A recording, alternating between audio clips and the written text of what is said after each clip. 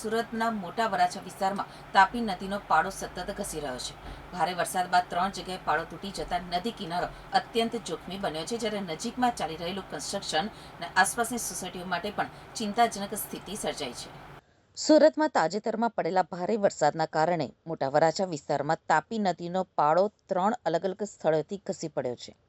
નદી કિનારે આવેલી જાહેર ફૂટપાથ પણ જમીનમાં બેસી જતા આ વિસ્તાર જોખમી બની ગયો છે. સૌથી ચિંતાજનક બાબત એ છે કે સતત ઘસાતા નદીના પાળાથી માત્ર 45થી 50 ફૂટના અંતરે ગગનચુંબી બિલ્ડિંગનું નિર્માણ ચાલી રહ્યું છે, જેના કારણે કન્સ્ટ્રક્શન સાઇટ તેમજ આસપાસની સોસાયટીઓમાં રહેતા લોકોના જાનમાલ ઉપર જોખમ તોળાઈ રહ્યું છે.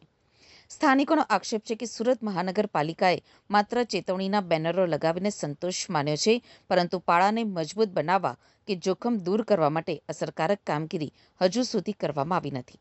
સ્થાનિકોએ તંત્ર પાસે તાત્કાલિક સુરક્ષા અને મરામતના પગલાં ભરવાની માંગ કરી છે.